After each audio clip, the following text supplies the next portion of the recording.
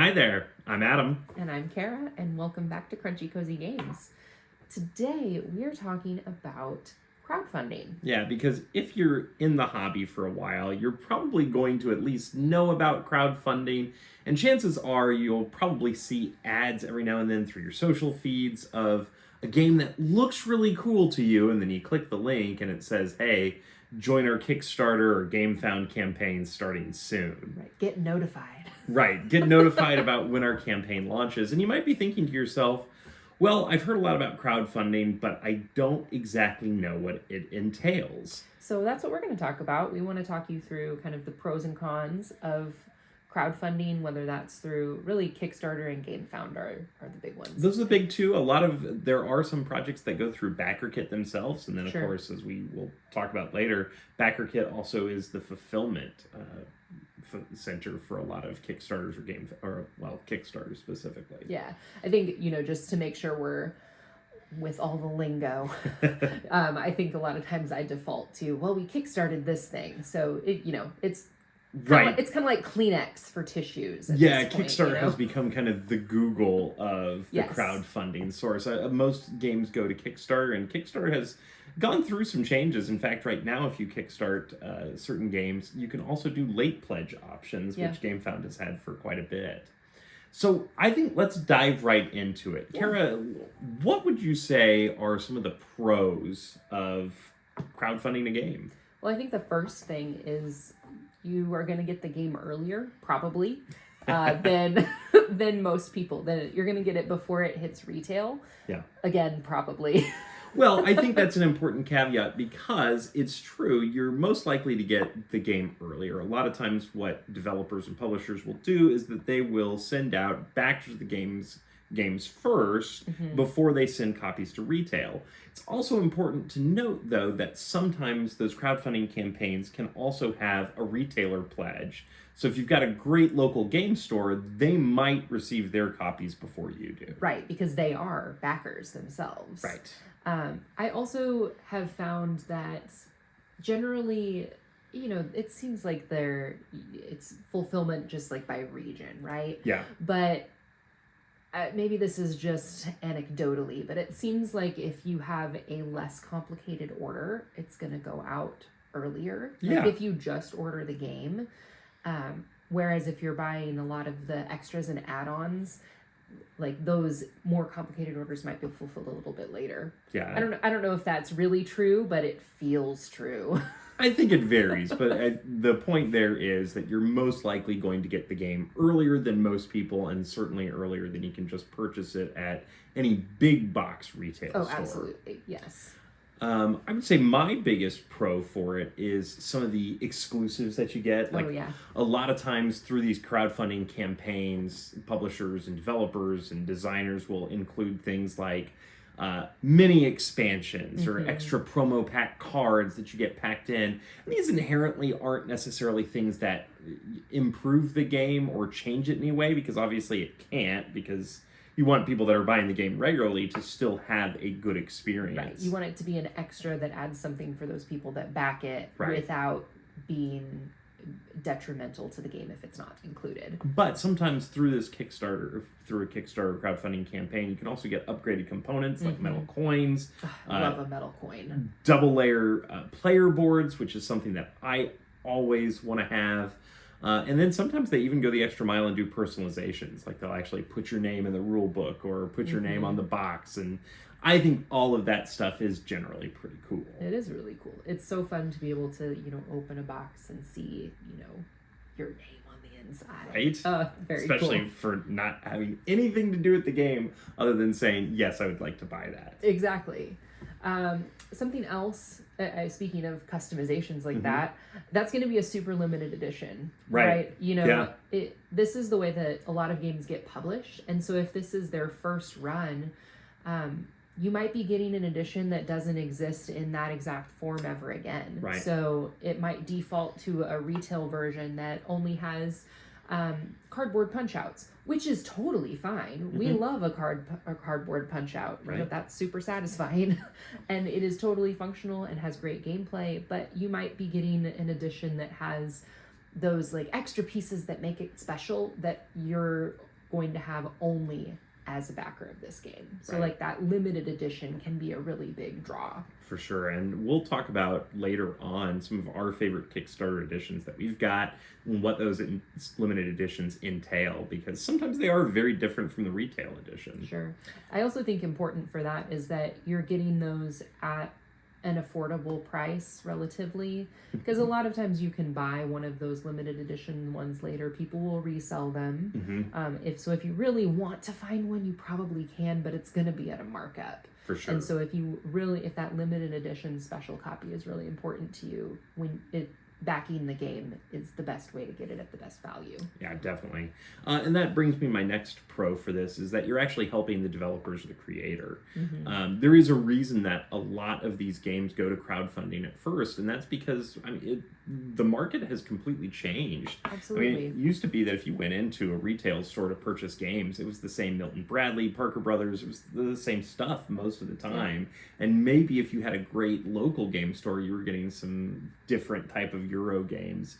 But now, because the hobby is so driven by the players and the people that love the hobby, there can be more creativity in that area. And it is a place that the people that are making these games can find the people that want to play it, right, without a middleman. So you can speak directly to the people that are interested in the theme or interested in the style of your game, and really speak directly to them as you're finishing it up, which is really cool. Agreed. I think that something else that's really interesting, kind of in that same vein, is that when you are a backer for a board game, you can get updates on the process as it happens. Yeah. I love getting an update on a campaign and getting that like behind the scene photo of, the first print of the cards, or that first prototype of the miniature that's not quite right. But it's still really cool. One of my favorite things is when they're like showing the printing of the box art, and it just like prints up, and then they like slowly assemble it. I just think that is so cool to watch that behind the scenes look. It's very cool. As people that like board games and like processes, I like a good, how it's made. Right. And the board game, how it's made. It's true, but really, it's very cool. Yeah. So we've talked about a lot of the pros. I think it's only fair that we talk about some of the cons with crowdfunding. And I think first and foremost, the biggest thing that you should know if you crowdfund a game is that you're in for a long wait. Now, some of this depends on which publisher you're backing and what kind of campaign they're running.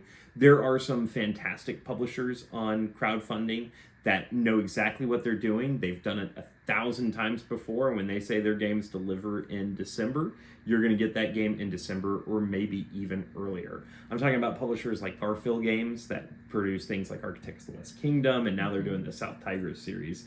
They're always like spot on with their stuff. But for a lot of developers, it's not down to a fine science yet. Right. You could be in for a long wait, and a game that's predicted for September might be months off. And then you get that kind of feeling of just like, oh gosh, I've almost forgotten about this, or I was so excited when I first backed it. Now I don't know that I'm into that style of game any longer. And I think that's where you get into one of the hard things about crowdfunding, is that it feels like a pre-order, but it's not. Right. And it kind of though. It kind of is, but you also have to remember that you're pre-ordering it, right, quote unquote, before it even exists. Yeah. And so... And that's another big thing about running some of these campaigns, is you should always not just look through the campaign, but also check with the comments and the questions that people are asking, because there are different phases that people will launch a crowdfunding campaign in. Some, the game is fully done, and they just need to get the money to purchase all the goods and make the mass production for it. All the design work is done, though. For some, it's just a concept, an idea that they've had. It's very much in progress. It's in progress, or it's spreadsheets, or it's just an idea. And so that's obviously going to take a much longer time. And I think that is another con, is that because these games are not necessarily fleshed out completely, you can't always try it ahead of time. And like you said, there are some games that are totally there. And sometimes publishers will put them on something like Board Game Arena, or some digital platform where you can try it out in whatever state it's in. get a feel for the rules. They'll have playthroughs that, you know, they're sending copies to influencers and things that are doing reviews, but, you know, a lot of the time that's not the case, and your sense of the game itself is really just reliant on whatever video that they've put up and their explanations of the rules. Yeah, and that kind of goes into my next point, which is very simply that information that you're going to find online during a crowdfunding campaign is generally going to be very positive, because as Kara mentioned, a big part of how they manage those campaigns is by sending promotional copies out to influencers and reviewers and people that are going to take a look at the game, and then what goes on their crowdfunding page are the people that are the most positive about it. Right. Now, I don't think that that's manipulation, because obviously they've got a product to sell and they want you to get behind it, but it is something very important that the top videos that you see on a game may not all be of the same line. You should keep that in mind when you're searching. Look around and gather multiple opinions. But, you know, at the end of the day, if you're looking at a crowdfunding page and you're like, this looks super cool, I mean, might as well go for it. Well, and again, that's kind of where it comes into knowing yourself and knowing what you like. All of these campaigns are FOMO driven. I mean, they want you to be afraid that if you don't back their game by the deadline, you're going to miss out on something, whether it is the special edition of the game, the limited edition coins, the promo packages that come with it.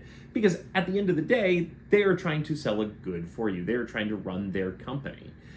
And so it's important when you go into a campaign to have a value estimation in mind of what you'd be willing to pay and what you wouldn't be willing to pay. And I think that's another good point, is that you may end up, I know I said before, you know, that you're going to get a good value for that special edition. However, you could end up paying more, because a lot of times the shipping is not included on these campaigns. And so the price that you're looking at when you are looking at the rewards options and the various tiers is not necessarily the final price, because that doesn't include how much it costs to ship to your specific location. Right. A lot of these campaigns are worldwide, and so the shipping is going to vary drastically depending on the location, and it is not really cost efficient for them to like do an average and do a flat shipping for everybody. They have to do it based on where you are, and so you may not know. Yeah, and it's also worth noting that you pay for shipping generally later. So the crowdfunding completes, they take your money right then and there for whatever copy or edition that you've backed, and then 2-3 months later you'll get an email that says, hey, we're opening our pledge manager, and so now we're going to collect shipping. So that might be a cost that sneaks up on you, especially for a heavy game. Yeah, and you know, if you're looking at this and you're only planning on picking up a retail copy, that might be a consideration. You know, is the discount that you're going to get on that game worth the cost of the shipping that you're going to pay, rather than just going to your local game store to pick it up later? So you really have to just kind of, like you said, estimate what your own budget is for this and figure out what the value is going to be for you. And it's also worth noting that one of the best things that you can do is get to know the people at your friendly local game store, because then you can find out what they may have backed, how many copies they are getting. It might be more beneficial for you to just set up a pre-order with them, so that when they get copies of that Kickstarter edition, you can come in and just snag that. Yeah. Then you don't pay for shipping. Right. Okay, so let's say that you've heard these pros and cons. You're looking at a game and you say, okay, I'm going to do it. I'm going to back it. What are some things that people should know? I think the biggest thing is that you gotta check your email. For sure. That's where all of your updates are going to come. Yep. I mean, unless, I guess you could just like log into the page. Yeah, but even then, you're still going to need whatever email that you signed up with, because a lot of times when that pledge manager comes out, you're going to have to fill out your email and then your address so that they can get all that info to ship it to you. Absolutely. They'll do confirmations, and sometimes that's when you can add add-ons. Sometimes it's before that. It just kind of depends. Yeah, I will say one of my favorite aspects about crowdfunding is generally the pledge manager. There are some companies that do just a fantastic job with that they go through their entire history of games that they have released so that you can purchase those copies. Generally, those are at a discount. It's true. Because you're buying them direct and then you get them shipped with your Kickstarter. So they all come together and that's a little bit cheaper for you. Yeah. Or sometimes they come early. It kind of depends on what the production timeline is and how close they are. You know, which side of that spectrum they are on. Because, for instance, when we backed Frosthaven, yes, we also ordered Gloomhaven, and that came much earlier. Yeah, I mean, I think that was a special circumstance, though. Indeed. But, yeah, I mean, COVID kind of messed up the crowdfunding world. It sure did. But I also think it really made people super aware of kind of the pitfalls of those supply chains. Right. And I think it made people a little more sympathetic, I would like to think. Well, we talked about this a little bit before, but I always tell people in general, if you are doing a crowdfunding campaign and it says it's going to deliver in a certain month, just go ahead and add 6 months onto that.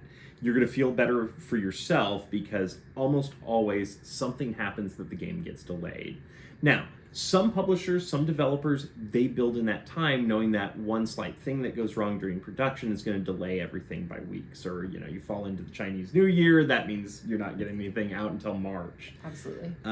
Some publishers they put together a promising timeline to kind of convince you to buy it early, and some are more realistic with it. So whatever the case may be, just add 6 months onto it. Just know that it's going to take that long, and just assume that you're going to be the last to receive a copy. Right. Yeah. I mean, we talked about this a little bit already, but I also think it's really important just to not forget about the shipping cost. Right. It usually does come out, like you said, at a different time. You do pay it. It isn't in that lump sum that you're paying at the end of the campaign. Right. But it is a real cost, and I mean, you really have to think about that. We are fortunate enough that we live in the United States, but if you are in like England, where you've got to worry about VAT taxes and some of those high tariffs on heavy goods, it can get very pricey very quickly. Yeah. So you always want to be aware of that, especially for all-in tiers of campaigns. Because the other thing about Kickstarter games is they are just getting bigger. Yeah. I mean, there are definitely some games that aren't just one box, but they're 6 boxes with all their expansions, and you get it all at once. But boy, it's going to cost a refrigerator to get it sent to you. Yeah. So that's been our look at crowdfunding. Let us know in the comments, what are some of the games that you've had your eye on that are crowdfunding right now? What are some of your favorites that you've already received? And if you're interested in some of our top picks for some of the games that we have backed over the years, stay tuned next week because we'll be releasing our favorite games that we've gotten through crowdfunding. Thanks so much for stopping by. Bye.